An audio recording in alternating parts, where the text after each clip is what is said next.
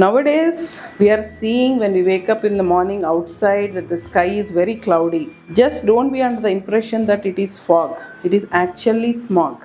That is a combination of smoke and fog because of the pollution. Hello everyone, I am Dr Nalini Nagalla, pulmonologist and sleep specialist from Arete Hospitals. We just cannot think that thank God we are in Hyderabad and we are not in Delhi. The Delhi AQI now, it's reaching 350, 400 and 450 also. But Delhi also started like this only. They ignored all the early warning signs and that is how they landed up. So now because of construction dust or because of vehicular pollution, because of burning crops and all that, we can see that even Hyderabad, particulate matter of 2.5 and 10 is becoming very high. In my clinic, I see a lot of youngsters and children also coming up with cough problems, asthma getting aggravated, sinus problems, and feeling ill and lack of energy in the daytime. All this could be contributed by the pollution and lung problems will get aggravated. So we need to take certain precautions. We cannot think that we are in the safe zone anymore.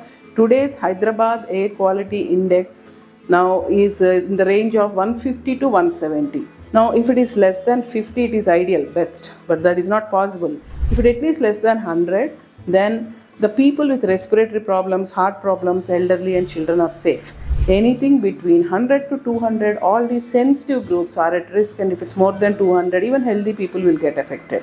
So it is very important to take certain steps from our side to prevent this air pollution problems. So whenever AQI is high, you can track the AQI daily, and if AQI is high, please do not exercise outdoors, stay indoors or wear a mask when you are going outside and protect your indoor air. Thank you.